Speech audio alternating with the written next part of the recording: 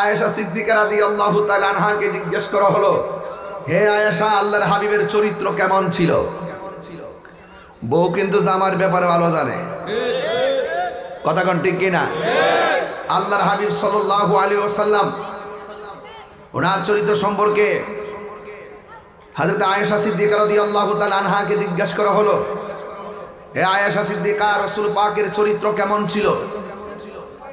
এখন ডাইরেক্ট আয়েশা সিদ্দিকা রাদিয়াল্লাহু তাআলা আনহা বললেন, গোটা কোরআন শরীফটাই আমার নবীর চরিত্র। সুবহানাল্লাহ, আরো বড় করে কোন সুবহানাল্লাহ। গোটা কোরআন শরীফটাই রাসূলের কি চরিত্র। আচ্ছা বলেন, এখন কেন কোরআনের সাথে নবী চরিত্র তুলনা করছেন? এটার কারণ আছে। বলেন তো, কোরআনের একটা শব্দের কোনো ভুল আছে? জেরে ভুল আছে, জবরে ভুল আছে, নোক্তায় ভুল আছে, অক্ষরে ভুল আছে, শব্দে ভুল আছে, আয়াতে ভুল আছে, পাড়ায় ভুল আছে, 30 পাড়ায় কোনো ভুল আছে? কোরআনের মধ্যে যেমন করে যাররা পরিমাণ সন্দেহ নাই, আমার নবী এমন চরিত্রবান যে চরিত্রে যাররা পরিমাণ কোনো সন্দেহ নাই। আপনি ওয়াজ বুঝতে হবে না, আর আপনি খুঁজবেন যে আল্লাহ নবীর কইছে ফাসাব্বিহ বিহামদি রাব্বিকা ওয়াস্তাগফির। হে নবী, আপনি প্রশংসা তাসবিহ পড়ুন আর আল্লাহর কাছে গুনাহ মাফ চান। এই তাফসীর আপনি করবেন? হ্যাঁ, নবীর ক্ষেত্রে অর্থ তুলতে গেলে ভালো অর্থটা তুলতে হবে, কারণ প্রত্যেক নবীগণ মাসুম, এই জন্য তাদের কোনো দোষ খোঁজা যাবে না। কথা বলেন ঠিক না? হ্যাঁ, ঠিক না বাবা? কয় নবী বলে মা খাদিজা কুবরা রাদিয়াল্লাহু তাআলার কাছে আন্ডারে বলে চাকরি করছে নবী বলে গরিব ছিল, আর মা খাদিজা কুবরার কাছে চাকরি করছে, এরপরে নাকি নবী বলে কর্মচারী ছিল। নবীর ক্ষেত্রে কর্মচারী বলা যাবে? কেন বলা যাবে? নবী হলো দু জাহানের বাদশা। কথা বলেন ঠিক কি না? তোমরা তো অর্থ তুলো নবী বকরি চড়াইছে, আর আমরা নবী বকরি চড়াইছে এই অর্থ তুলি না। নবী পাক সাল্লাল্লাহু আলাইহি ওয়াসাল্লাম কখন বকরি নিয়ে গেছেন? যখন হযরত হালিমাতুস সাদিয়া রাদিয়াল্লাহু তাআলা আনহার বাড়িতে যখন গেলেন শৈশব বেলায়, হালিমাতুস সাদিয়ার একটা মেয়ে নাম হলো সীমা। ওই সময় যখন মা হালিমাতুস সাদিয়া রাদিয়াল্লাহু তাআলা আনহার যে বকরিগুলো ছিলেন, ওই বকরিগুলো তিনি নিয়ে যেতেন। এখানে তোমরা অর্থ তুলো বকরি চড়াইতে গেছে, নবীকে রাখাল বলো, আর আমরা নবী চড়াইতে গেছে এই কথা বলি না। আমরা বলি মা হালিমাতুস সাদিয়ার বকরিগুলো আল্লাহ নবী সাল্লাল্লাহু আলাইহি সাল্লাম দেখে রাখতেন। মারহাবা, জোরে বলেন না। এত বোঝা ভালো না, খুব কেয়ারফুল। নবীর ক্ষেত্রে খুব সাবধানতা অবলম্বন করবেন, খুব সাবধান। যুক্তি দিয়ে রাসূল পাককে আমাদের মতো তুলনা করা যাবে না। রাসূল চাদর উপরে বসে আছে, আল্লাহ বলেন ইয়া আইয়ুহাল মুদ্দাসসির। ইচ্ছা করলে ইয়া মুহাম্মদ বলতে পারতো, ঠিক কি না? আমি স্টেজ ওঠার পর কি বলছেন? তাহির সাহেবের আগমন। এরপর কি বলছেন? আর আল্লাহর হাবিব চাদর পরে বসে আছে, আল্লাহ বলছেন ইয়া আইয়ুহাল মুদ্দাসসির, হে চাদরওয়ালা। রাসূল একদিন কম্বল পরে বসে আছে, আল্লাহ ইয়া মুহাম্মদ ডাক দেয় নাই, আল্লাহ বলছেন ইয়া আইয়ুহাল মুজাম্মিল, হে কম্বলওয়ালা। এটা কি ঘৃণার ডাক না ভালোবাসার ডাক? আর কি ডাক? কাফ ইয়া হা, কাফ হা ইয়া আইন সাদ ত হা ইয়াসিন, এগুলো নবীজিকে আল্লাহ পাক ডাক দিয়েছেন। বলেন না সুবহানাল্লাহ। এই জন্য আমি এই কথাগুলো বললাম, আল্লাহর ওয়াস্তে কথাগুলো হৃদয়ে রাখবেন, তাহলে দেখবেন মরণকালে আমার রাসূল আপনার মুরাদনগর উলুমুরিয়ার ভাঙ্গাগরে হাজির হয়ে গেছে। রাসূল ভাঙ্গাগরে আসার ক্ষমতা আছে না নাই? দুনিয়ার ছাত্রলীগ আর যুবলীগ, ছাত্র দল আর যুব দল, এরপরে জাতীয় পার্টি বলো, যত রাজনীতি দল আছে, যত দলই বলো, প্রত্যেকটা দলের চাকরি নিতে যান, নেতা দেখবো এই কর্মীটার বাড়ি ঘর আছে কিনা, নেতা দেখবো এই কর্মীটার টাকা পয়সা আছে কিনা, নেতা দেখবো এই কর্মীটার লোকজন আছে কিনা, পাওয়ার আছে কিনা। আপনি পোস্ট নিতে গেলে আপনার পাওয়ার দেখে, আর একজন মাত্র আছেন যাকে পাইতে গেলে টাকা লাগে না, পয়সা লাগে না, শুধু লাগে মহব্বত। কি লাগে? মহব্বত। এই যিনি আমাদের জন্য এখনো রওজা মুবারকে কাঁদতেছেন, তিনি রহমাতুল লিল আলামিন। এই পর্যন্ত আমার ওয়াজ বুঝতে কি অসুবিধা হয়েছে? দেখেন, আমি যদি এইভাবে কথা বলি 40 মিনিট কথা বলতে পারবো, এরপর মুনাজাতে চলে যাব, সবাই বলবেন আমাকে মোটিভেশনাল স্পিকার, সবাই আমাকে বলবেন যে অ্যামাজিং বক্তা, আমাকে বলবেন খুব প্রগতিশীল বক্তা। 40 মিনিট কিন্তু না, আমাদের ওয়াজ করতে হয় লং টাইম। আমাদের মাহফিলে ভ্যারাইটি শ্রোতা থাকে, প্রত্যেকের খোরাক দিতে হয়। আমরা সময়কে ফাঁকি দেই না। কথা বলেন ঠিক কিনা? এই যুবক ভাইরা শোনেন, কথা বলছি কিন্তু হয়ে গেছে, কিন্তু অনেক মিনিট হয়ে গেছে। এবার বলুন আমার সাথে, হায়াতের মালিক কে? ওয়াজের বিষয়ে যেতে হবে না ইনশাল্লাহ? নামাজ যে পড়ছেন কবুল হয়েছে কিনা জানেননি? আজকে জোহর পড়ছি গাড়ির ভিতরে। জোহর পড়ছি কোথায়? গাড়ির ভিতরে। হ্যাঁ, তো আপনার কোনো মাফ আছে নামাজ? হয়তো ব্যস্ত থাকলে ব্যস্ততার মাঝে নামাজটা আদায় করে নেবেন, নাইলে বেশি সমস্যা হলে পরে আদায় করবেন, কিন্তু ছেড়ে দেওয়ার সুযোগ আছে? কথা কন না কেন? নাই। এই জন্য যুবক ভাইরা আমার, নামাজ 5 ওয়াক্ত পড়তেই হবে। তবে আমি একটুকু বলবো, দুনিয়ার জমিনে চললা সুদ খাইয়া কইতাম নি বাজান, আপনারা ডরাইতেছেন। আমি সুদের ওয়াজ কিতা নতুন করি? আমি সুদের ওয়াজ করলে এখন ওয়াজ আলাদা ট্রেডিশন লাগাই যায় আমার বিরুদ্ধে। আমি কি সুদ কি হারাম কি 1 বছর আগে করছে? হ্যাঁ, 1500 বছর আগে সুদ হারাম করছে কেডা? তো মূল্যায় না ওই হারামের কথা বন্ধ করে লিছে। আমি কি তা বন্ধ করে দিব? আমি কি তা মোল্লার কথা শুনলাম না আল্লাহর কথা মানবো? সাবধান সান্দু, কেডা কোন কারণ ইসলামটারে ব্যবহার করো, খেলা হবে হাসরের ময়দানে। খেলা ঠিকই হবে, দেখা হবে সেই দিন। কে কে মুনাফিকি করছো আর নিফাক বেলায় থেকে লাখ সব ব্যাংকে বলার সময় হইছে না। সব বলবো। মাটির উপরে তাইকা ঘুষ খাইয়া, মাটির উপরে তাইকা দেশের মানুষের এই টাকা বিদেশে পাচার কইরা, দুর্নীতি কইরা, সুদ খাইয়া, ঘুষ খাইয়া, চুরি কইরা, মুনাফিকি কইরা মাটির নিচে যাইয়া বেহেশতের বিছনা পাইবেন, প্রশ্নই আসে না।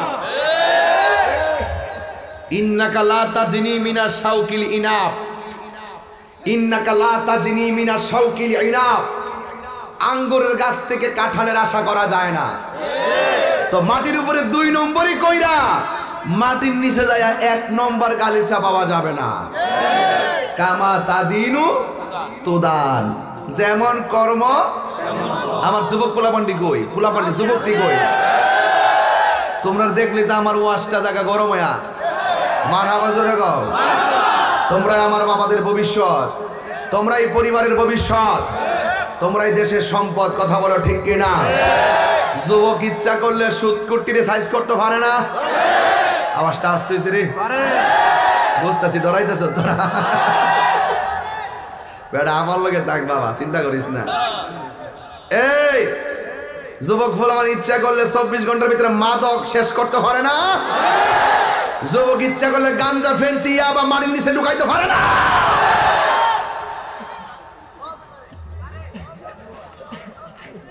তবে বেড়া যেন খেত না খা,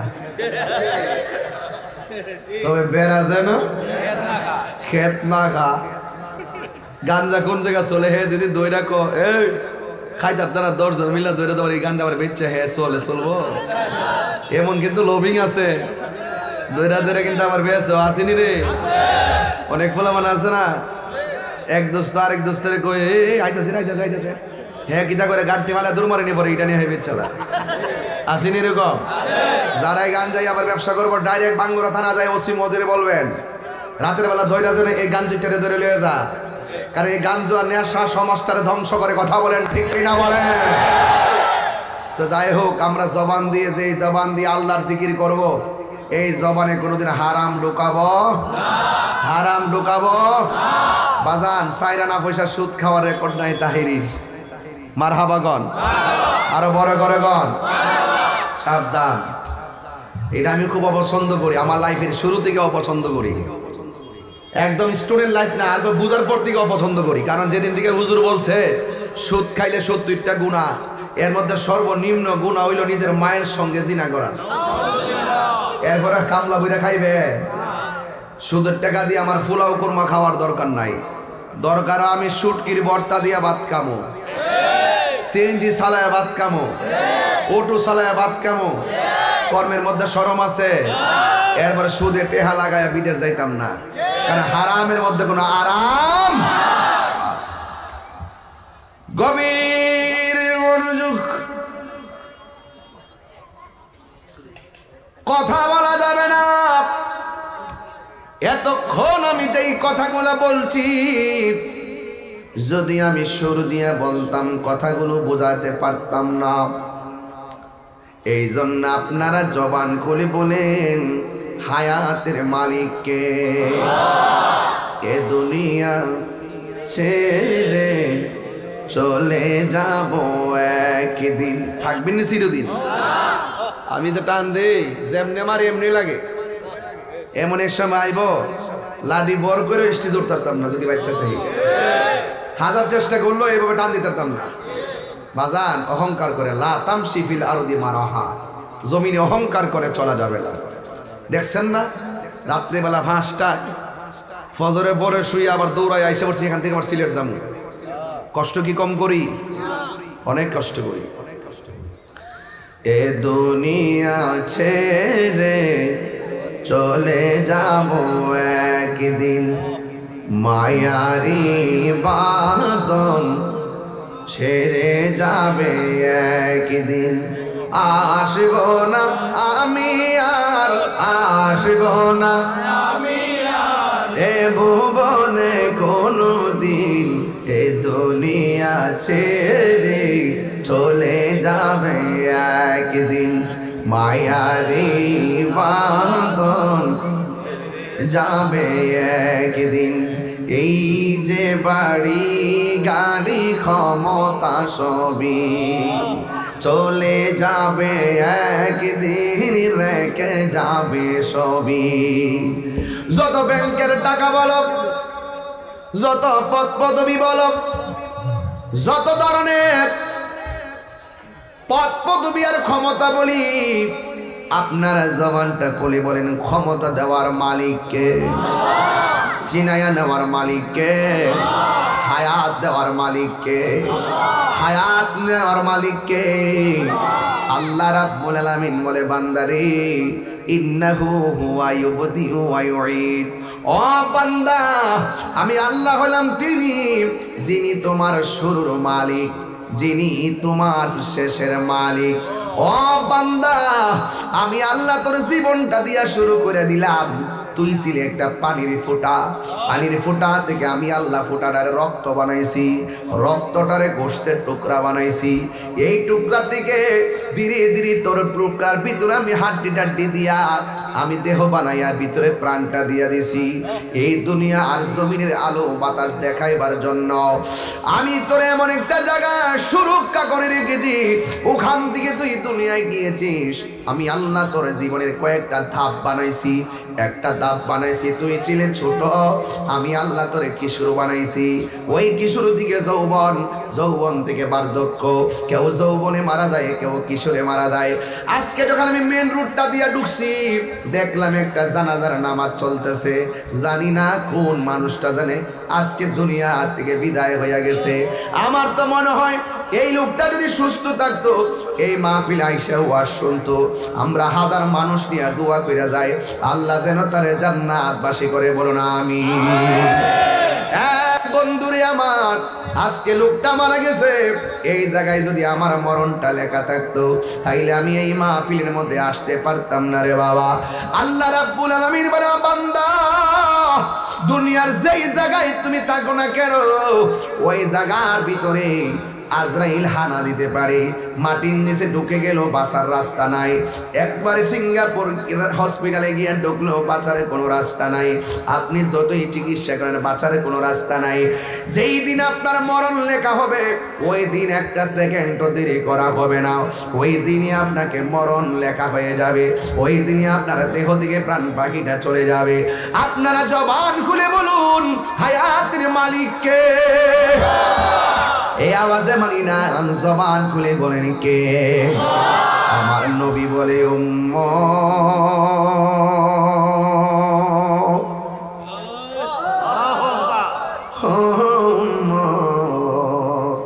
রুহ নেওয়ার একটা নির্ধারিত টাইম আছে। এই টাইমের আগে আরেকটা জ্বালা আছে, জ্বালা।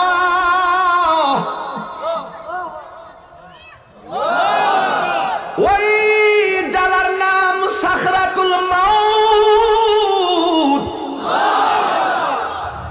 অনেকে সাকরাতুল মাউত কি জিনিস বুঝে না। সাকরাতুল মাউত হইলে মনে করেন আপনি মরণ হবে আজ বিকাল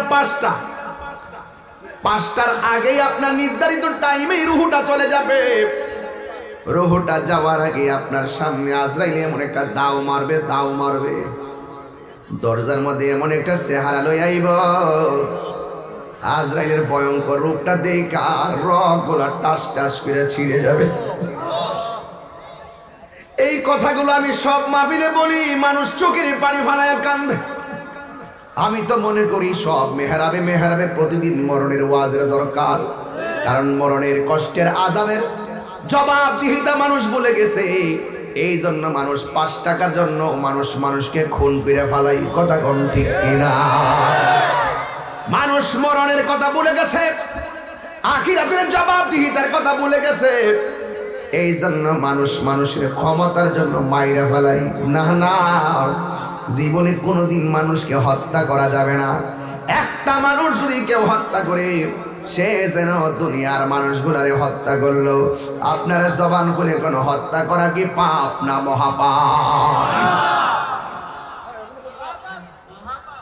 এই জন্য আমার নবী, আপনার নবী রাহমাতুল লিল আলামিন বলতেছেন, রুহুটা নেওয়ার আগে তোমার সামনে আজরাইল আসবে, দাও মারবে, দাও। রক্তগুলা টাস করে পানি পানি হয়ে যাবে। ও মুরব্বী আব্বা, দাড়িগুলা কোন দিন পাকছে টের পান নাই। আয়নার সামনে দাঁড়াইলে এখন আপনার জোয়ান জোয়ান মনে হয়, কিন্তু আপনার বয়স তো চলে গেছে। এই সময়গুলা তো আর ফিরে আসবে না গো। আমার নবী, আপনার নবী বলেন, আজরাইল আপনার সামনে এসে দাও মারলে হাড্ডিগুলো টাস টাস করে খুলে যাবে, রগগুলো টাস টাস করে ছিঁড়ে যাবে। আর দেখবেন মানুষের ফুট যদি 5 ফুট 1 ইঞ্চি হয়, মরার পরে দেখবেন ½ ইঞ্চি লম্বা হয়ে যায়, জুরাগুলো ছাইরা দেয়। আমার নবী, আপনার নবী বলেন, ওই সাকরাতুল মাউতটা হলো আপনার আজরাইলে দেখা মাত্র গলাটা শুকায়া যাবে।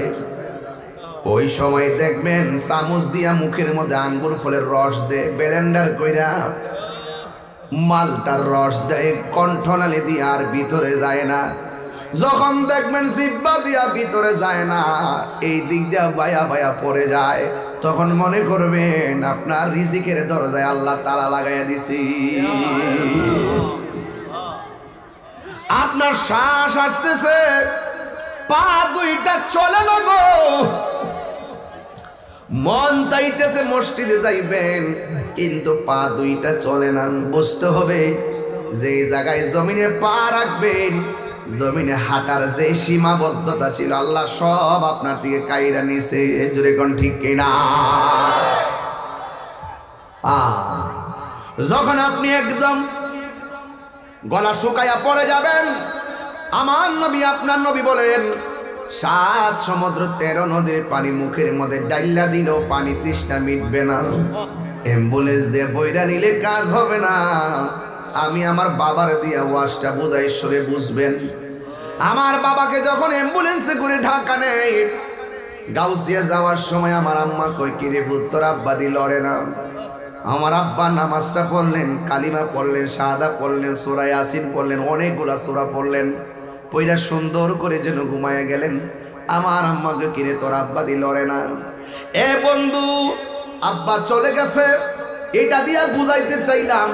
অ্যাম্বুলেন্সের মধ্যে বাতাস ঢুকার একটা জায়গাও নাই, ধুলাবালি ঢুকারও কোনো জায়গা নাই। সামনের গ্লাস লাগানো, পিছনের গ্লাস লাগানো, নিচে দিয়া ব্লক করা, 1 ইঞ্চি জায়গা নাই। ছিদ্র আছে, ভিতরে দিয়া ছিদ্র, কিন্তু ছিদ্র ছাড়া চতুর্দিকে গ্লাস লাগানো। এটার ভিতরে আজরাইলে ঢুইকা কেমনে রুহুটা সার্জারি করলো, পাশের মানুষগুলা 1 সেকেন্ডের জন্য টের পায় না। কি বুঝলেন? বাচ্চা যাবেন গা, বাঁচার রাস্তা আছে। ওই ওয়াজ করতাম বহুত, আজ থেকে প্রায় 16 বছর আগে না 18 বছর আগে কইতাম, আর মানুষ কইতো আমি গান গাই। আজকে 18 বছর পরে আবার বোঝাই যায় গান গাইছি না, দেহতত্ত্ব গাইছি, বুঝাই দিয়া যায়।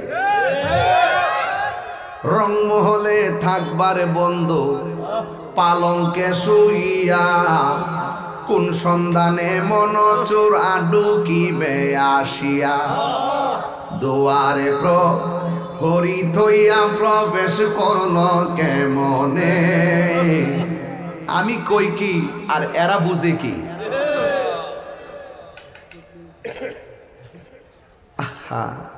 মা বাপ 14 গোষ্ঠী বয়ে রইছে। আজকে আসার সময় ফেসবুকে দেখলাম বিদেশে একটা ছেলে কাজ করে না ঘুমাইছে, ঘুমের মধ্যে মরে রইছে। একটা প্রবাসী ভাই কাজ করতে আইসা ঘুমাইছে, ঘুম। আজকে দেখলাম ফেসবুকে, সাইফুল ভাই আজকে দেখলাম লোকটা ঘুমের মধ্যে পড়ে রইছে, আর ফেসবুকে দিছে যে এই ছেলেটা মারা গেছে, তার জন্য সবাই দোয়া। বাবার মুখে মার মুখে হাসি ফুটানোর জন্য। সাইফুল ভাই চেয়ার দেখেন, আমার পাশে একটা চেয়ার দেন সাইফুল ভাই, এদিকে এদিকে আমার পাশে একটা চেয়ার নিয়ে আসেন, এটা বসতে পারে। বাবা এই ছেলেটা বিদেশ যায় মরবো, তার লেখাটা বিদেশে আছে, তারে ভিসা লাগাইছে, পাসপোর্ট লাগাইছে, বিদেশ পাঠাইছে, কাজ করাইছে, ঘরে শুয়াইছে, শুয়াইয়া ঘুম পাড়াইছে, এখান থেকেই ওপেন হার্ট না ওপেন রুহুর সার্জারি করছে। কথা কোন ঠিক কিনা? তাহলে পালাইবার কোনো রাস্তা নাই। আমার হায়াতের মালিক কে? আমার মৌতের মালিক কে? আমার জীবন কার জন্য? আমি আবার তেলাওয়াত করছি, মহব্বতে আওয়াজ দিবেন। কুল ইন্না সলাতি ওয়া নুসুকি ওয়া মাহইয়ায়া ওয়া মামাতি লিল্লাহি রাব্বিল আলামিন।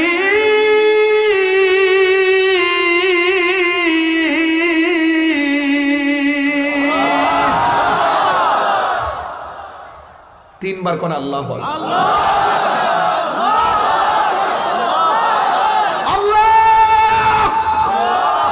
একটা ডাকের ওসিলায় উলমুরিয়ার মানুষের কবরের কবরস্থানের আযাব মাফ হয়ে যেতে পারে। আমার হায়াতের মালিক কে? আমার মওতের মালিক কে? এই কণ্ঠ থাকবে না। এই মানুষগুলো যুবক যুবক পোলাপান এই মুহূর্তে ফেসবুক নিয়ে ঘরে বসে থাকার কথা। এই পোলাপান গুলো যখন দিনের বেলায় কাজকর্ম সব ফেলে উলমুরিয়া দরবারে, আল্লাহর ওলি দরবারে এসে গেছে, এমনও হতে পারে পাহাড় পরিমাণ গুনাহ আল্লাহর ডাকের দলিলের সাথে গুনাহ মাফ হয়ে যেতে পারে। আওয়াজ করে আল্লাহু আকবার।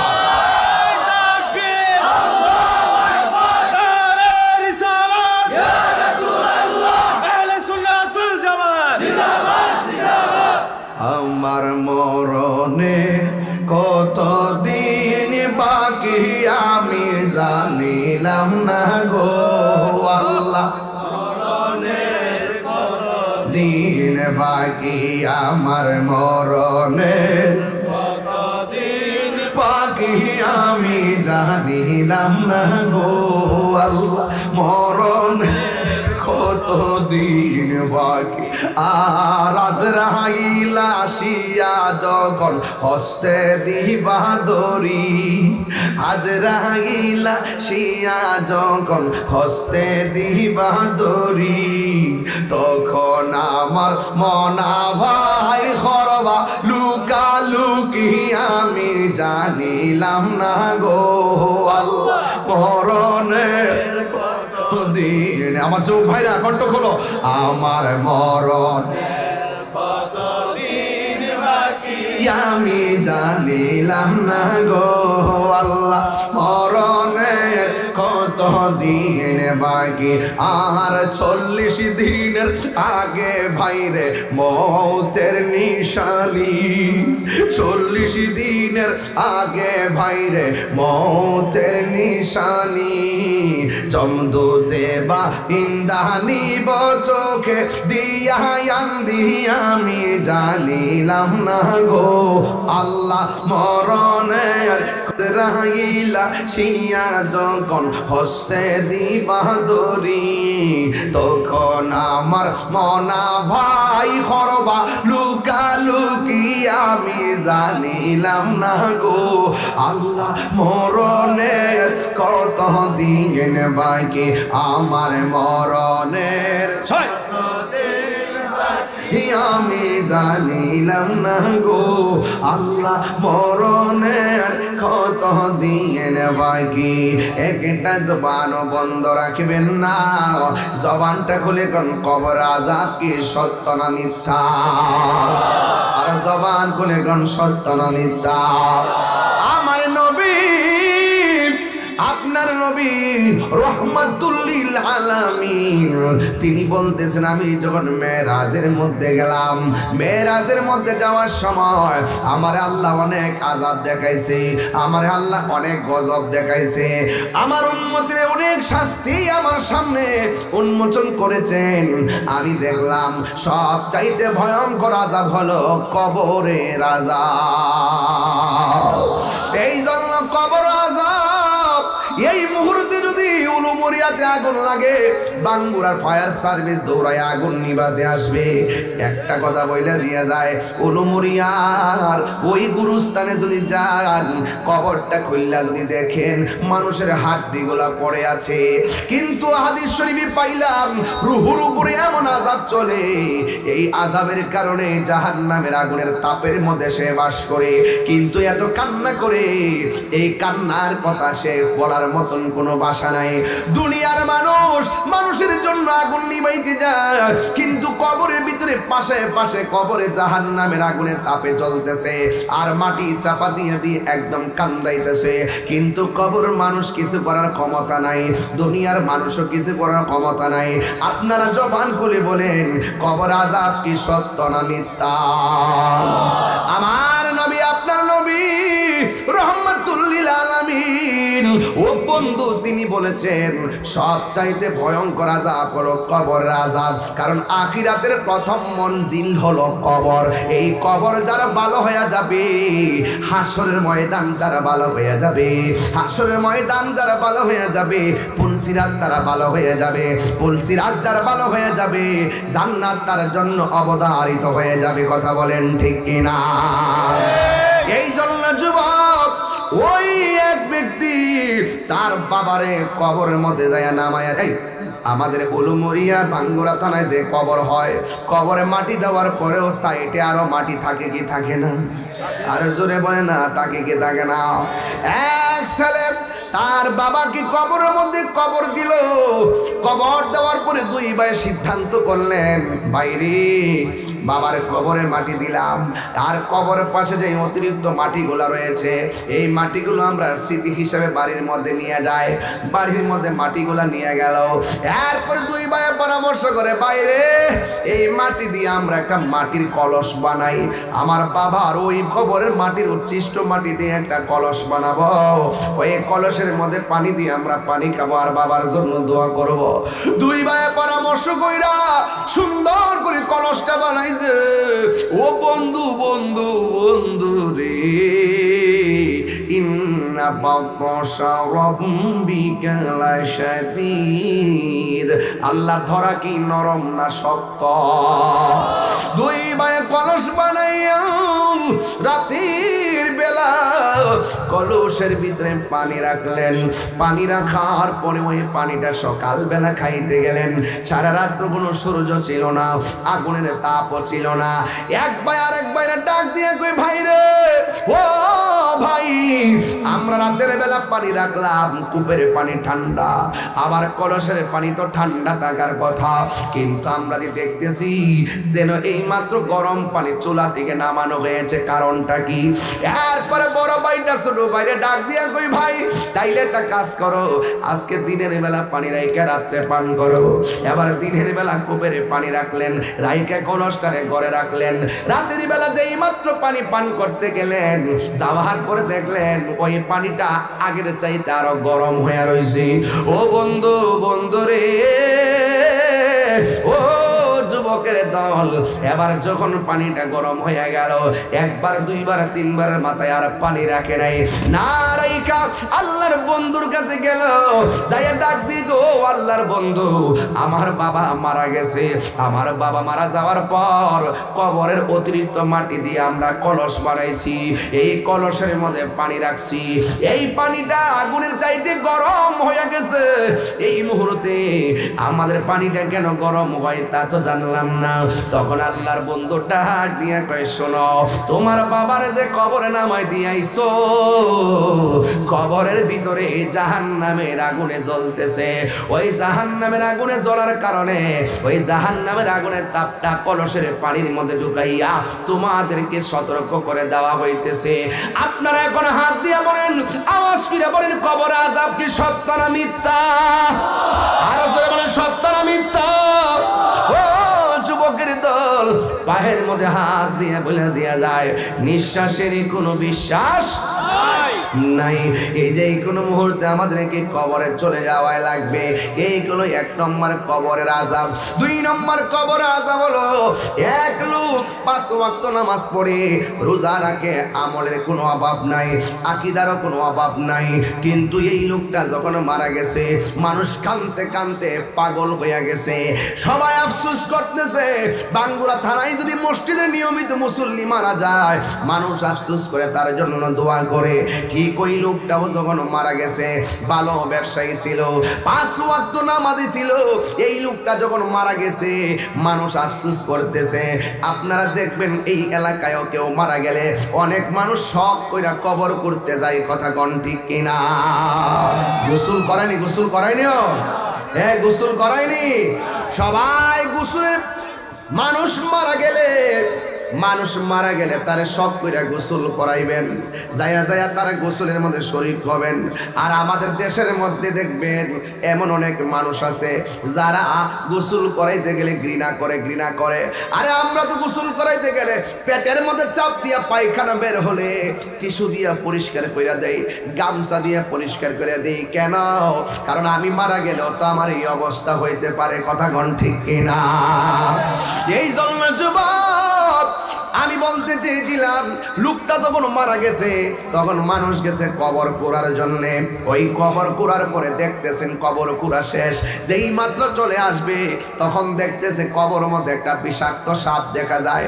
সাপ দেখে তারা ভয় পাইয়া গেছে, এই কবরের মধ্যে দাফন করে নাই, আবার আর একটা কবর করলো, আবার কবরের ভিতরে কবর কুড়া শেষ হয়ে গেল।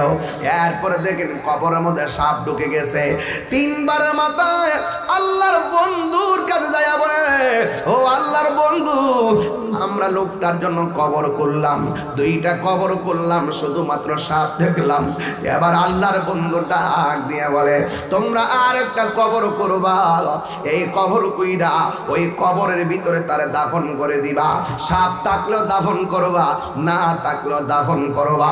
এবার সবাই কবর করা শেষ করলো, দেখতেছে কবরের মধ্যে আবার কোনো সাপ নাই। জানাজার নামাজের জন্য তাকে গোসলের জন্য গোসলখানায় নেওয়া হলো। ও যুবক, এই গোসল যখন করাইতে গেছে, ওই গোসলখানায় যাওয়ার পর ওই গোসলখানার ভিতরে দেখবেন একটা মানুষের গোসল করাইলে তার নাকের মধ্যে তুলা দেয়, কথা কোন ঠিক কিনা? এখন বলবেন হুজুর নাকে তুলা দেয় কেন? কই নাক দিয়া যেন পানি না ঢুকে, কত মায়া, মায়া রে কত মায়া। কানের মধ্যে তুলা দেয়, জিজ্ঞাসা করলাম কানে তুলা দেও কেন? কই কান দিয়া যেন পানি না ঢুকে, কত মায়া। বেশি গরম পানি দেয় না, বেশি ঠান্ডা পানি দেয় না। কয় কেন? কয় কষ্ট পাবে, কত মায়া, মায়া রে কত মায়া। আবার দেখবেন সাবান দিয়া কি সুন্দর করে দৌত করে, কত মায়া। আস্তে আস্তে শরীরটা মাইজা দেয়, কত মায়া। নখগুলা খিলাল করে দেয়, কত মায়া। দাড়িগুলা খিলাল করে, কত মায়া। দাঁতগুলা খিলাল করে দেয়, কত মায়া। এ আবার পুরান কাপড় দেয় না, নতুন কাপড় দিয়া তার বাইন্ডিং করে, কত মায়া। আবার বডির মধ্যে আতর বান্ধিয়া দেয় কত মায়া সাজিয়ে গুজিয়ে দে মোরে সজনী। একটু বাবার কথা মনে করেন না, কেমনে কবর ডোয়াই দিয়েছেন, যাইতেছি এইদিকে একটু হরে, একটু মার কথা খেয়াল করেন না, কেমনে শেষ বিদায়টা দিয়েছেন একটু কর না। সাজিয়ে গুজিয়ে দে মোরে সজনী তোরা সাজিয়ে গুজিয়ে দে মোরে, সবাই সাজিয়ে গুজিয়ে দে মোরে সজনী তোরা সাজিয়ে গুজিয়ে দে মোরে। বড়ই পাতার গরম জলে শুয়ায়া মশারির তলে, বড়ই পাতার শুয়ায়া মশারির তলে আতর গোলাপ চন্দন মেখে দে সজনী তোরা সাজিয়ে গুজিয়ে দে। একদম কণ্ঠ খুলে খুলে মা বাবার চেহারা খেয়াল করিয়া আমি চাইতেছি সেদিকে একটু বলেন না। সাজিয়ে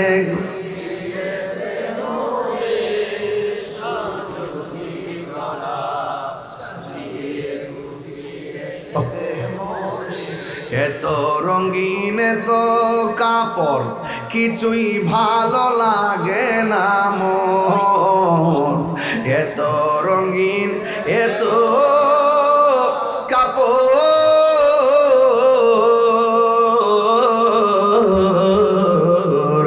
এত রঙিন এত কাপড় কিছুই ভালো লাগে না মোর, সাদা কাপড় আমায় পরাই দে সজনী তোরা সাজিয়ে গুজিয়ে।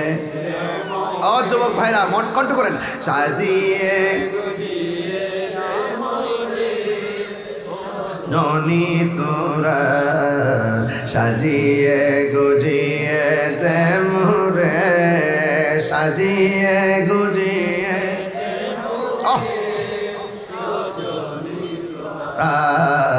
সাজিয়ে গুজিয়ে দে মোরে। আল্লাহু আকবার বলে গেল। হাই রে ওই আমার উলুমিরের বন্ধু হায়াতের মালিক কে, আরে জবান খুলে বলো কে, এত সুন্দর রঙিন কাপড় করে দিল না, সাদা কাফন দিয়া কেন আমারে বাইন্ডিং করলো, কেউ দি খুলে কইল না। আরে এত পানি এত পানি এত পানি, গরম জল কেন করা হয়, কেউ দি কথা কইল না। আরে এত রঙের পাতা, কত ধরনের পাতা, কোন পাতা দিয়া আমার গরম জল হইল না, বড়ই পাতার গরম জল দিয়া কেন গোসল দিল, কেউ দি কইল না। কথা বলেন ঠিক কিনা? ভাবতে হবে ভাবতে হবে ভাবতে হবে। ও বন্ধু সাদা কাপড় দিয়া কেন আপনার কাফনের কাপড়টা হইল? হ্যাঁ বন্ধু, আমার নবী আপনার নবী কবর আযাব সম্পর্কে বলছেন, কবর আযাবের মতন এত কঠিন আর কিছুই নাই রে। ও বন্ধু এবার তার গোসল করিয়া জানাজার মাঠে নিছে, আর ওই দিক দিয়ে কবরের মধ্যে সাপ নাই, আর জানাজার নামাজটা পড়াইয়া এই এলাকার কত জানাজার নামাজ হইছে, জানাজার মাঠে যায় একটা কাজ অবশ্যই করবেন, কোন মাওলানা যদি নাও করে এরপরও করবেন। কোনটা জানেননি? লাইন ধরে খাড়াইয়া কইবেন, মালিক মিয়া মানুষ হিসাবে কেমন ছিল? এটা অনেক হুজুর না করে, না করেনি, এটা ভালো না। জুতা তো বাড়ি লাগাবেন, জুতা তো বাড়ি লাগাবেন। যারা বলবে এটা বলা যাবে না, জুতা স্যান্ডেল তো বাড়ি লাগাবেন। আর আমি বুখারী শরীফ থেকে দেখাই দেবো, আমি সিয়াসিত্তা থেকে দেখাই দেবো, এটা বলা যায়। যারা যারা মাঠের সামনে দাঁড়ায় বলবেন এমুকের ছেলে মারা গেছে, লোকটা কেমন ছিল, লোকটা কেমন ছিল, লোকটা কেমন ছিল। তিনবার বলার পরে আল্লাহ ফেরেশতা ডাক দেখবে, ফেরেশতারা দেখ কি কয়, ভালো ছিল। আর আমার দেখছে, কয় না দেখ, তার নামটা প্রেমিকের খাতায় তুলে দেয়। সমাজের একটা কথা আছে, যদিও দলিল না, দলিলও আবার বটে, এই হাদিস দ্বারা বোঝা যায় দলিল। 10 জনে যারে ভালো কয় আল্লাহ তারে ভালো কয়। এদের মানুষ মারা যাওয়ার পরে তারে নিয়ে সমালোচনা করবেন না, কথা ঠিক না বেটি? ভালো কমেন্টস করবেন, ভালো বলবেন। আপনি যদি মানুষের দোষ গোপন রাখেন, হাসরের মাঠে আল্লাহ আপনার দোষ গোপন রাখবে। 14 বছর আগে বেটা চুরি করছে, ধরা গেছে। তার ছেলে একটা ম্যাজিস্ট্রেট হয়েছে, ছেলের কয় চুরির ভূত। সেই লোকটা 14 বছর আগে চুরি করে ধরা খাইছে। 14 বছর পরে সে ভালো হয়েছে, 5 ওয়াক্ত নামাজ পড়ে, সব পড়ে, আর চুরি করে না। এরপরে তারা চুর কয়। সাবধান, একটা লোক যদি চুরি করতো আগে, লোকটা ভালো হয়ে গেছে, তাহলে অতীতের দোষের জন্য খুঁটা দিবেন না, কথা বলেন ঠিক কিনা? আমাদের দেশে এই জিনিসটা নাই। একটা ছেলে দেখবেন যে সে লেখাপড়া করছে, ম্যাজিস্ট্রেট হয়েছে, টাকা পয়সা হয়েছে, একটা বিল্ডিং করছে, একটা বাড়ি করছে, একটা গাড়ি করছে। দেখছি খাইতো ভাই চিনি আগে, খাইতো ভাই চিনি আগে। ওহন বেটা ম্যাজিস্ট্রেট করে বাড়ি, ঢাকা শহর বাড়ি রেখে দিয়েছে। আগে খাইতে পাইছে চিনি, আমি চিনি।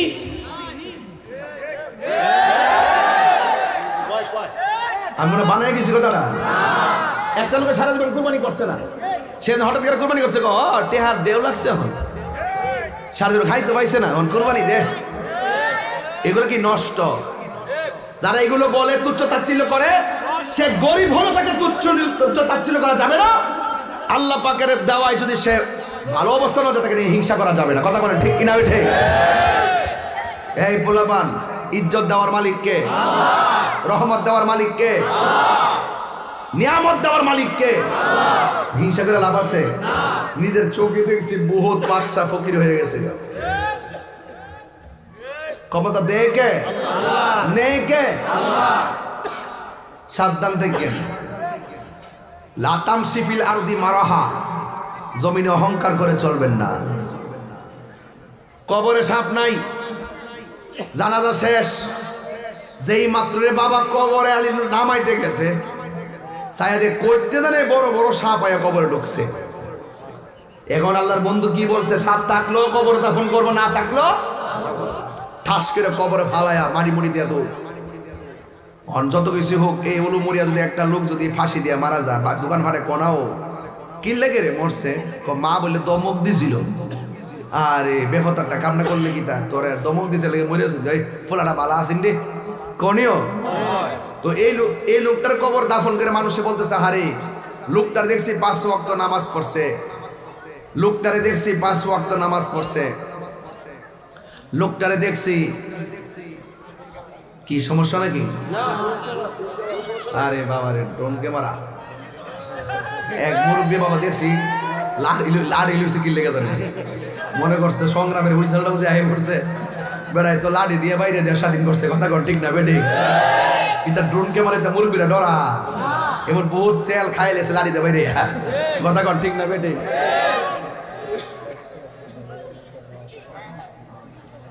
আচ্ছা পরে একটু পরে এক মুরব্বী করে আমি লাড়ি লইছে, মন হয়েছে গে বাবা হুইসেল যে মারতো পাক বাহিনী, আর আমার দেশের মুরব্বীরা লাড়ি লইয়া বাইরে হমন গেলেছে না। হ্যাঁ, অন বেটা ড্রোন ক্যামেরা দিকে লাড়ি লইছে, মনে করছে এটা যাই পড়ছে, হমর গেলে লেলে আজকে বাইরে রাতে কপালে পুরান চাল ভাতে পারে, লাকড়ি একটু বেশি লাগে, কথা কন ঠিক না? মুক্তিযোদ্ধাদেরকে সেলুট, এরা দেশের সম্পদ, কথা বলেন ঠিক কিনা? এদেরকে অপমান করা যাবে? অপমান করে কথা বলা যাবে? ভাইরা কই জানি গেছিলাম, মনে আসেনি? মনে আসেনি? কোনটা? তুমি জীবন তুমি মরণ, সবাই তুমি জীবন তুমি মরণ, আধার ঘরে তুমি আপন, তুমি জীবন তুমি মরণ, আধার ঘরে তুমি মোদের পারের তরি, তুমি পারের তরি, তুমি নিদানে তোরানেওয়ালা, ইয়া রাসূলুল্লাহ ইয়া হাবিবাল্লাহ ইয়া রাসূলুল্লাহ ইয়া হাবিবাল্লাহ ইয়া রাসূলুল্লাহ। সবাই তুমি মোদের আশার আলো, তাই তো তোমায় বাসি ভালো, তুমি মোদের আশার আলো, তাই তো তোমায় বাসি ভালো। হৃদয় নামের ফুলদানিতে, হৃদয় গেতে রেখেছি প্রেমের মালা, ইয়া রাসূলুল্লাহ ইয়া হাবিবা, মাশাআল্লাহ, ইয়া রাসূলুল্লাহ ইয়া হাবিবাল্লাহ ইয়া রাসূলুল্লাহ। একটা জবানও বন্ধ রাখবেন না, কবরে সাপ আছে না নাই? মানুষ দোকান পাটে বলতেছে লোকটা 5 ওয়াক্ত নামাজ পড়তো, লোকটা রোজা রাখতো, লোকটার মুখে দাঁড়িয়ে আছে, কিন্তু লোকটার জীবনে আমরা কোনোদিন মিথ্যা বলতে শুনি নাই। কিন্তু লোকটা দেখতাম ভালো ব্যবসা করতো, ব্যবসা বড় চলতো, অনেক টাকার মালিক হয়ে গেছে। কিন্তু এই লোকটা এত ভালো একটা লোক, কবরে যাওয়ার পরে কেন সাপটা আসছে রে? এই কথা বলে বলে ব্যাখ্যা করতেছে, কয়ে তুই জানোস নি? কয়ে আমি জানি না। তুই জানোস নি? কয়ে আমিও জানি না। আর একটা ডাক দিয়া কয় লোকটা ভালো নাকি খারাপ বাহিরে মানুষ যদিও না জানে, চলো বাড়ির মধ্যে যাই, তার স্ত্রীকে জিজ্ঞাসা করি। এবার সবাই যায়, স্ত্রীকে ডাক দিয়া বলে শোনো গো, তোমার স্বামী তো মারা গেছে। ও আমার বাঙ্গুরার মা, ও উলুমুরিয়া দরবারের মা, একটা কথা বইলা দিয়া যায়, স্বামী যদি মারা যায়, স্ত্রী যদি বলে আল্লাহ আমার স্বামীটা বড় ভালো ছিল, এই স্ত্রী দুয়ার কারণে স্বামীর কবরটাকে আমার আল্লাহ জান্নাত বানায় নেয়। এবং স্বামী যদি মারা যায়, স্ত্রী যদি মারা যায়, স্বামী যদি বলে আল্লাহ আমার স্ত্রীটা বড় ভালো ছিল, আমার আল্লাহ তার স্ত্রী কবরটাকে জান্নাত বানিয়ে দেয়। এটি কেমন ভাবে গ্রামের মানুষ যাইয়া বলতেছে, ও শোনো না, তোমার স্বামীকে জীবনে কোনোদিন মিথ্যা বলতে দেখি নাই, তোমার স্বামীকে কোনোদিন আমরা খারাপ কাজ করতে দেখি নাই। কিন্তু লোকটা 5 ওয়াক্ত নামাজ পড়তো, লোকটা রোজা রাখতো, লোকটা আমানতদারি করতো, ভালো ব্যবসা করতো। এ মা, তোমার স্বামীর কবরে দেওয়ার সময় দেখলাম সাপ। এই সাপটা কেন আসছে? তোমার স্বামী এমন কি দোষ আসেনি যা তুমি জানো আমরা জানি না? এবার স্ত্রীরা ডাক দিয়ে বলে হ্যাঁ একটা দোষ আছিল। কয়ে কি ছিল? কয়ে আমি 1000 বার আমার স্বামীরে না করছি, তিনি যেন এটা না করে। জিজ্ঞাসা করলো এমন কি দোষ করছে? কয়ে আমার স্বামী যখন তিনি ওজন করতেন, মালের সঙ্গে কংক্রিট মিশাইয়া দিত, পাথরের কণা মিশাইয়া ওজন বাড়াইত। এই জন্য মনে হয় আমার আল্লাহ তার প্রতি অসন্তুষ্ট হয়ে গেছে। এই জন্য যুবক জীবনে কোনোদিন ব্যবসা যদি করবেন, ঠুঙ্গার ওজন 200 গ্রাম না বানাইয়া পাতলা জালি দিয়া ওজন সঠিক দিবেন। কথা বলেন ঠিক কিনা? আপনি মনে করতেছেন আপেল আছে না? আপেল কি কি আছে? কি কি আপেল যখন মাইপাতে দেখবেন ঠুঙ্গা ঢাবি 150 গ্রাম। ওরে বাটপার, কথা কোন ঠিক না বেঠে? আপনি যতই কাহিনী করেন, আপনি প্রকাশ্য কিংবা গোপন যতই ছল ছাতুরি করেন, একজন জানেন সব, তিনি কে? আরো জোরে গণনা, তিনি কে? এই জন্য এই আদর্শ শিক্ষা পাবেন আদর্শ মায়ের কাছ থেকে। ছোটবেলায় যেই শিক্ষাটা দিয়ে দিবে, এই শিক্ষাটাই বড়বেলায় কাজে লাগবে। কথা বলেন ঠিক কিনা? এই যুবক, পায়ে হাত রেখে বলি, এখানে কিছু পোলাপান আছে, আমার কথা তিতা লাগতে পারে এখন। যতদিন পর্যন্ত পোলাপান বেকার থাকে, বেকার কি থাকে, যতদিন বেকার থাকে ততদিন মতো পোলাপান বাপ মারে খুব সম্মান করে। যেই মাত্র বাপ মা পোলাপানডারে মনের মতন মিলাইয়া শিক্ষা দীক্ষা দেওয়া, বিদেশ ফাটায়া গাটটা মোড়া কইরা টেহা পয়সার মালিক বানায়, যেই মাত্র ফুলার হাতে টেহায় পরে এই দিন আর বাপের গোনার ধরে না। এই বাপগুলা প্রত্যেকটা বাপ দেখেন মাঝখানে বসে আছে। 90% পরিবারের শ্বশুরটা বাপটা সন্তানের কাছে মূল্যায়ন পায় না। আছে না নাই বলেন? আছে না নাই বলেন? আমার বিষয় দিয়েছেন পিতা মাতার খেদমত। পরিষ্কার কথাই তো ভালো, পরিষ্কার কথাই তো ভালো। বাপ মারে কষ্ট দিয়া সাইফুল সাহেবের কাছে মুড়ি দিয়া আব্বা আব্বা করার দরকার নাই। বার বাপ মারে কষ্ট দিয়ে দরবারে গরু লইবা, তোমার মতো মুরিদও দরকার নাই, লাঠি মারে বের করে দেওয়া হবে। যেই হিসাব কইব বাপ মার খেদমত লাগতো না, আমি তোর সব, এটা হিসাব না, এটা ফেসাব। সব হিসাবরা যাবো আমরা দুই ভাইয়ের বিরুদ্ধে, আমরা আসা যায় না, আমরা অত বড় লাগতো না। যেই সন্তান তার বাপ মাকে কষ্ট দেয়, শুধু আমি কেন, আল্লাহ বলছেন আমি আল্লাহ নিজে তার প্রতি অসন্তুষ্ট। কথা কোন ঠিক না বেটি? তাহলে বাপ মারে কষ্ট দেওয়া যাবে? বাপ মার পক্ষে কে কে আছেন হাত তোলেন। আল্লাহ, সবাই ডাক দিয়ে এখন আল্লাহ, আর মহাপদে আল্লাহ আল্লাহ, আমরার গুনাহ মাফ করে দাও। রব্বির হামহুমা কামা রব্বায়ানি সগীরা। কথা কোন ঠিক কিনা? এই লাল, এই লাল, এখন মা বাপের কথা বলতেছি, সাবধান করে দিলাম। তোমরা যুবকরা যদি মা বাপের খেদমত করো, তোমাদের উত্তরোত্তর উন্নয়ন হবে। দান করবেন কে? মা কেন এত দামি জানে না সকলে, বলো মা কেন এত দামি জানে না সকলে, বলুন মা কেন এত দামি জানে না সকলে। জানতো যদি পড়তো দেখে কোরআন হাদিস খুলে, একটি হজের সওয়াব মিলে, একটি হজের সওয়াব মিলে, মাকে একবার দেখিলে। মা কেন, সব যুবকের মুখটা লড়তেছে, মাশাআল্লাহ, বলুন মা কেন 2 বছর পান করালো মায়ের বুকের দুধ, কুলে পিঠে নিয়ে আমায় দিতেন কত সুখ। গরমের দিন মুখ মার দুধ পান করছি, গরম লাগে নাই।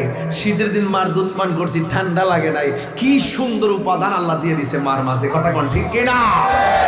2 বছর পান করালো মায়ের বুকের দুধ, কোলে পিঠে নিয়ে আমায় দিতেন কত সুখ। সেই মায়ের কষ্ট দিলে, সেই দিলে কুদারা রস টলে, মা কেন এত দামে জানে না সকলে, বলুন মা কেন জানে না সকলে। মায়ের প্রসবের কালে কত কষ্ট পায়, বেহুশ হইয়া পরে মায়ে আপন বিছানায়। মায়ের প্রসবের কালে কত কষ্ট পায়, বেহুশ হইয়া পরে মায়ে আপন বিছানায়। সেই মাকে দুঃখ দিলে, সেই আল্লাহ জিনা সোহে, মা কেন এত দামি জানে না সকলে, বলুন মা কেন জানে না সকলে। একটা জবান বন্ধ রাখবেন না। মার কথা বললাম, বাপের কথা বলার সুযোগ পাই না। এই বাপটা জীবনে কত খালি ব্যাগ নিয়ে, খালি পকেট নিয়ে বাজারে গেছে, সন্তানের জিব্বার দিকে তাকায় তাকায় এক এক দিন এক এক মজার খাবার বাজার করছে। কথা কোন ঠিক কিনা? আরে মনে আসেনি বাপটা চাম্পা কলা সবসময় হাতের মধ্যে নিয়ে নিয়ে সন্ধ্যাবেলা ঢুকছে। কেন বাপটা এমন চাপা কলা নিয়ে ঢুকছে এখন বোঝা যায়। অনেক ক্যালোরি কলার মধ্যে। বাপটা রুচি দিকে দিকে সন্তানের শক্তি হবে, মেধা হবে, বাছাই করে করে বাজার করছে। আজকে সন্তান এত টাকা রুজি করলো, কলা ঘরের মধ্যে আনতে দেখা যায় না মায়ের জন্য। কথা কন্যা ঠিক কিনা? এই জন্য যুবক বাপটার জীবনে কষ্ট করতে করতে মেরুদণ্ড ক্ষয় করে ফেলাইছে। এরপরও বাপের কথা আমরা বলতে চাই না। বন্ধু একটা দিন মোবাইলে টাকা না থাকলে কেউ টাকা দেয় না, অথচ বাপের পকেটে টাকা নাই। 1200 টাকা বেতন পায়া 5টা ছেলে বা 6টা মেয়ে লেখাপড়া করাইছে। কোনোদিন বুঝলাম না বাপে একদিন কইছে আমার টাকা নাই, বাজার করতে পারবো না। একদিন বলে নাই স্বামী স্ত্রী 2 জন, আমার বাপ এবং মা গোপনে গোপনে বয়া পরামর্শ করছে কেমনে সংসারটা চালাইব। একটা দিন সন্তানের সামনে বসতে দেয় নাই, ফিসের সময় ফিস দিছে, সব রেজিস্ট্রেশনের সময় রেজিস্ট্রেশন করাইছে, ফর্ম ফিল আপের সময় ফর্ম ফিল আপ করাইছে। এমন ভাবে যেই মা সন্তানকে আর আল্লাহ সহ্য করে না। এই জন্য আমি তাহিরি বিগত 6টা বছর হয়ে গেছে আমার বাবারে হারাইলাম। জানি না বাপটা গোবরে কেমন আছে রে বাবা গো, বাবা বাবা গো বাবা। এই যুবক, যার বাপ আছে হের ঘরে মক্কা মদিনা আছে, কথা কোন ঠিক কিনা? যার মা আছে মক্কা মদিনা আছে, আজকে যাই ফায়া দিরা মাফ চাইবেন তো এখান মা যা করছি ভুল করছি। আজকে আমি যখন কাপড়টা পরছি পরার পরে হুট করে ফাঁকরে লাগাইছি, লাগাই বের হবো, ওই মুহূর্তে আম্মা দেখি যে একটা মাছ মানে ভাজি কইরা মশলা ছাড়াই এমনি গরম ভাতের দিয়ে বলছে যে ফুত ফুত ফুত যাইসা যাইসা যাইসা এটা খাইয়া যা, যদি দেরি হয়ে যায় তাহলে ডাইরেক্ট মাইক দিয়ে ফেলবি তো, একটু খাইয়া যা। এরপরে দিছে ওর দিকটি ভাত খাইয়া এরপরে বাইরে এসে, আরে আসে দিকে না দিছে, না থাকলে দিব বাবা গো বাবা বাবা গো বাবা। কত আদর কত স্নেহ তোমার কাছে পেলাম, সব কিছু হারিয়ে আজকে নিঃস্ব হয়ে গেলাম। কত আদরে কত স্নেহ তোমার কাছে পেলাম, সব কিছু হারিয়ে আজকে নিঃস্ব হয়ে গেলাম। ভালোবাসি তোমায় বাবা, বুকুটা যে চাইছি রে।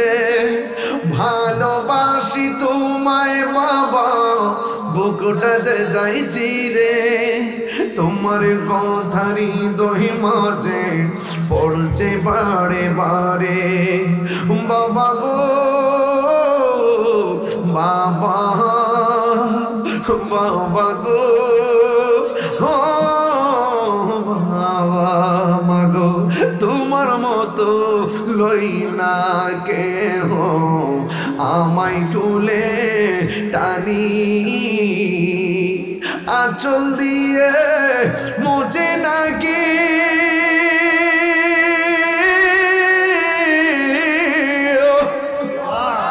আঁচল দিয়ে মুছে না কেউ আমার চোখের পানি। হাইরে মা জননী আমার, হাইরে মা জননী, সবাই হাইরে মা জননী আমার, হাইরে মা জননী। আমি কেমন করে দেব মাটি, আমি কেমন করে দেব মাটি তোমার কবরে মা। তুমি আমার আগে যেও না গো মরে মা, তুমি আমার আগে যেও না গো মরে। ও বাঙ্গুরা বন্ধু, আজকে মাহফিল দিকে যাইয়া বাপটা যদি কবরস্থানে থাকে, বাপের কবরটার খবর নিও, কবরটা ভাঙ্গা রয়েছে কিনা রে। খবর নিয়াতেই গো কবরটার ভিতরে কোনো গাছ গাছালে জমাট বাইন্দা রয়েছে কিনা। মা বাপের কবরটার সামনে দাঁড়াইয়া আল্লাহর কাছে বলবো, আল্লাহ আমার মা বাবা মারে ছোটবেলায় যেমন করে মায়া করছে, আল্লাহ আমার আব্বারে কবর ভিতরে এমন করে মায়া কইল। এটার অর্থই হলো রব্বির হামহুমা, সবাই সবাই রব্বির হামহুমা কামা রব্বায়ানি সগীর। সবাই বললে আল্লাহ খুশি হবে। রব্বির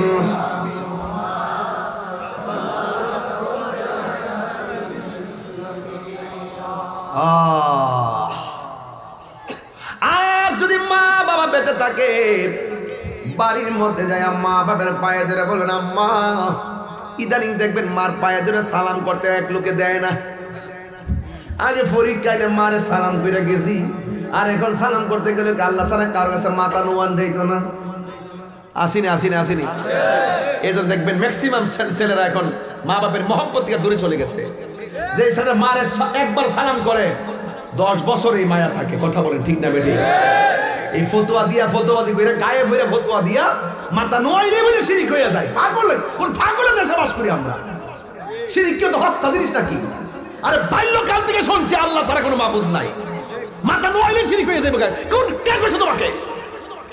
এই সন্তানগুলোকে মার কদম থেকে দূরে সরাই দিয়েছে, নিয়ে তাদের দালাল বানাইয়া আজকে সন্তান থেকে মা থেকে সন্তানকে জুদা করে দিচ্ছে। এর ম্যাক্সিমাম পোলাপান কিছু হইলেই আলাদা হয়ে যেতে চায়। কথা বলেন ঠিক না বেটি? কথা বল না কেন? বিয়ে করার পরে বউলি আলাদা, এক কথা মায়ের মমতা আজকে দেন। আমরা ভাই আজ এখনো একসাথে খাওয়া দাওয়া করি। কথা কোন ঠিক কিনা? এই যুবক ছেলেরা, মা বাপকে তুমি যদি ফেলে চলে যাও, যে মাটা ছোটবেলায় তোমাকে বড় করেছে, ওই সময় গলা সিফাটা ভরে লড়া ছিল।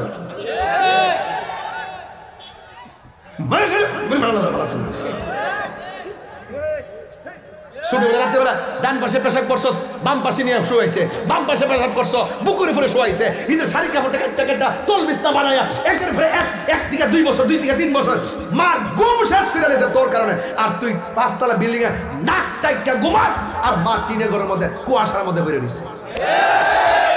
ইতা কইলে তাহির হুজুর ভালো না, বাদ দে মরগা। আছে কিনা বলেন? বাপটা শুধুমাত্র মুখটা খুললে কনা তার সম্মান আছে দীক্ষা, নাহলে প্রত্যেকটা বাপের দোকানে যাই কইলে আমার ফুটটা লেখাপড়া করায় ভুল করছি।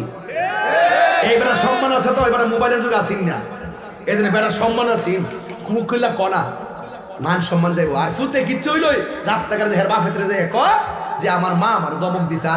আরে হুন্ডা বলা দমক দিছে মানে? তুমি কি তোমার মার ফেরের মধ্যে রাত্রেবেলা 4-5 বার লাথি মানে মার ঘুম কাইরা নিছো গা, ব্যথা দিয়া চোখের পানি ভালো কান্দাইছো, মা তো ঘুম থেকে উঠে কাউরে বলে নাই যে আমার পোলা মালাতি দিছে। আর তোমার মা তোমার একটা দমক দিছে, বুড়া বাপটার কান্দাই যাচ্ছ। আল্লাহর কসম কইরা কই সান্দু, আল্লাহর কসম কইরা কই খেতের এটা খেতেই ভাঙবো। তুমি তোমার মারে কষ্ট দিবা, তুমি তোমার শাশুড়িরে কষ্ট দিবা, আর তোমার ফুতের বউ তোমার আইসা জুতা দিয়া ফিটাইব। কাগজ লিখতে রাখেন, কাগজ লিখতে রাখেন। বিয়াটা করলই কানো বাতাস লেগে জায়গা। বউ কোনদিন মাত্র নার নয় বউ আফন ও আবলুসন। আবলুসন মানে আবুল হোসেন, যদি আমার এলাকাতে আবুল হোসেন তো এবার রাগ করবার লেগে।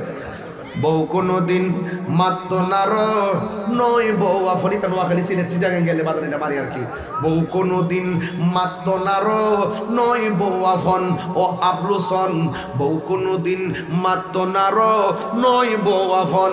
বউ তোরে ভালোবাসিব বাঙ্গুরা দিকে লাল শাড়ি কিনা দিবি যতক্ষণ। আমার ফুলাফান্ডি করে ফুলাফান্ডি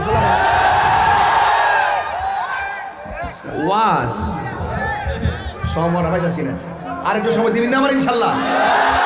বউ কোনদিন মাত্র নার নয় বউ আফন ও আবলুসন। বউ কোনদিন মাত্র নার নয় বউ আফন। আচ্ছা মাইকটা ভালো করছে রে, দে চলে দে। সিনেমা শেষ হইতে লাগে না, দেখছি হেয়ার সাইনবোর্ড নাই, এমনি চলে মার। হা বিল্লাল মাইক অনেকে দেখবেন এমনি না লাগাই রে, তোমার সাইনবোর্ডটা টিন দিয়ে লাগাই রে। এই যে হাত কাটছি সব এই কাটারি সব টিনের টিনের কাটা। আগে যে হার হয়ে যেতে মাইক লিয়া ইতা যে আগে তো একটু বয়সের ব্যাপার আছে, কিন্তু আমাদের জীবনের ভাব হয়েছে মানুষ করে পাগল। এরপরে মাঝে মাঝে না কই পারি না, কথা কোন ঠিক না বেটি? সেই ফুলা মা বাপরে বাদ দে না, হ্যাঁ আমার সিনার টাইম আছে, টাইম আছে। বউ কোনদিন মাত্র নার নয় বউ আফন ও আবলুসন। বউ কোনদিন আবুল হোসেন আর কি। বউ কোনদিন মাত্র নার নয় বউ আফন। ফুয়ার যদি কোনো জায়গায় বিপদ আপদ হয়, বউয়ের আগে মা জানন কথা মিশানো।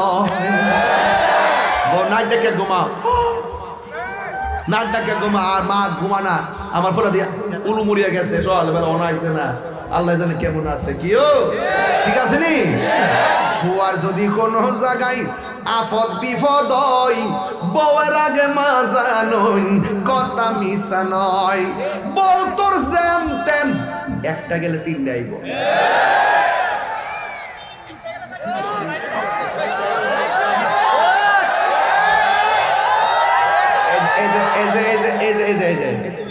না না এই জায়গা এই যে কইলো যে একটা গেলে সাইড টাইব তুই বুঝোস কিছু আচ্ছা একটা গেলে তিনটা আইব কি রে কইছে একটা তো আসিনি আগে পরে তিনটা করা হইছে তুই বুঝছিস একটা গেলে সাইড টাইব তুই ফোন করা হইছে তোরা তাহলে আমার নাচতে চলবো আমি সব খেয়াল করি ও আর যদি কোনো জায়গায় আফত বিপদ হয় বউয়ের আগে মা জানুন কথা মিশা নয় বউ তোর জানতেন মা হইল অমূল্য ধন ঠিক কিনা বলে বউ কোনদিন মাত না রো নয় বউ আপন মায়ের কান্দন যাবত জীবন 2-4 দিনে বোনের কান্দন ওরে ঘরের পরিবারের কান্দন কয়েক দিন বড় থাকে না দুঃখের দরদি আমার জনম দুঃখী মা দুঃখের দরদি আমার জনম দুঃখী মা